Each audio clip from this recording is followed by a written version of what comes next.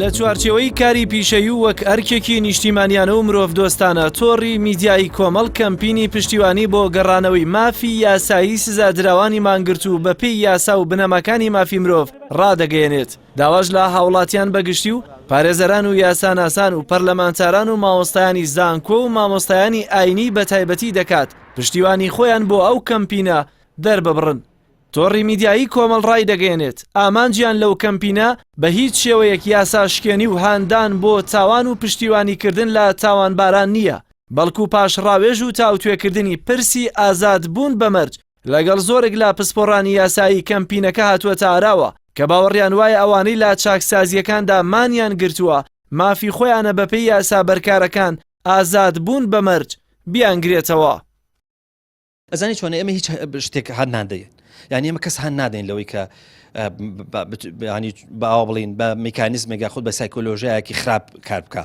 ئێمە پێمان خۆش نیە تەنانەت مانیش بکرین، ینی گوناحە زیندانیەک مەسەلەن بۆن منە لێوی خۆیە دوورێ یا مەسەلەن ماوەیەکی زۆر نان ناخوا یا مان لە خواردن نەگرێ گوناحە، ینی پێمان خۆشە بەر لەوەی ئەم زیندانیە بگاتە و ئاستە و ئەو ئاستە لە بیرکردنەوە لە بەرخوردکردن یاسا مرۆڤ بنوێنێ لەگەڵیانە. یاسا مەسەلەن وەکو وتمان ئەم یاسای حکوومەتی هەرێمی کوردستانە دەبێت زۆر جیاواز بێت لەگەڵ و یاسا کۆنانێک کە وەختی خۆی بەعز بەکاری هێنا بەعز کێشەیەکی هەبوو ئەویش ئەو بوو کە زیندانی بە ئینسان نازانی. ئەمە ئێمە یکەین فشار نیە لەسەر دادگا، ینی سەراحەت بە ئەو بڵێن، ینی ئێمە جیهەتێکی بەعنی نین بەوەی کە فشار بۆ دادگا بهێنین. ئێمە بە پێچوانەوە ئەمانەوێت دادگا دەوری ئەساسی خۆی ببینێ. لە دوای مانگرتنی بەشێک لە سزادراوان بە مادەی تیرۆر کە بەپێی یاسا مافی خۆیانە لە دوای تەوابوونی سێ لەسەر چواری سزاکەیان ئازاد بوون بە مەرجی چاکسازی بیانگرێتەوە، بەشێکی زۆر لە یاساناسان و پەرلەمانتاران هاتنە دەنگ و پشتیوانی خۆیان بۆ مانگرتوانی سزادراو ڕاگەیاند. ڕاگەیاندنی کەمپینی میدیایی گێڕانەوەی مافی ئازادی بە مەرجی چاکسازیش پشتیوانی بەشێک لە شارەزایانی یاسایی و هاوڵاتیانی بەگشتی بەدەستێناوە.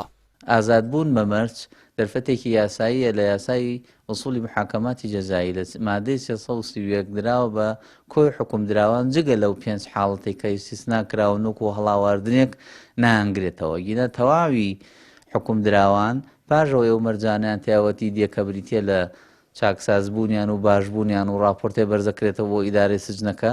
ئەمە ترسێکی گەورە هەیە ئەوژەوەی هەرێمی کوردستان دوایەوەی ئەم دۆخە ئابوووریەکەی خراپ بووە ناکرێت چاکسازیەکانی بەم دۆخە بن کە هەیە و ئەوانەشی کە تیامێننەوە لە بەندیەکان ئەو دەرفەتانی کە لە یاسادا ناون یاسای ئوسوڵی محاکەماتی جەزایی لە ساڵی 70 کەودانراوە.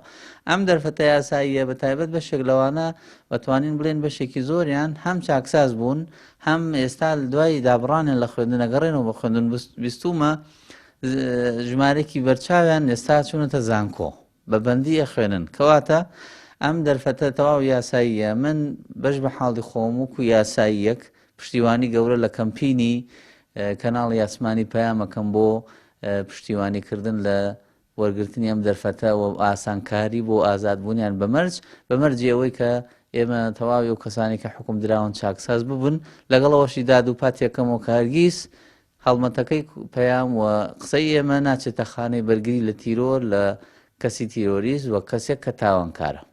گەرچی پاساوەکانی ڕاگررتنی مافی ئازاد بوون بە مەرج لەلایەن دادگایەتی هەڵچوونەوەی هەرێم لای زۆرێک لە شارەزایانی یاسایی لاوازن و تەنها بە ڕێککەوتنی زارەکی نێوان دادوەرەکان ڕاگیراوە، بەشێک لە توێژەرانی کۆمەڵایەتی و زانایانی ئاینیش باوەڕیان وایە زەوتکردنی ئەو مافە مەترسی لەسەر دۆخی کۆمەڵایەتی سزادراوان دروست دەکات کە پێویستە ئەنجامەکەشی بە هەند وەربگیرێت.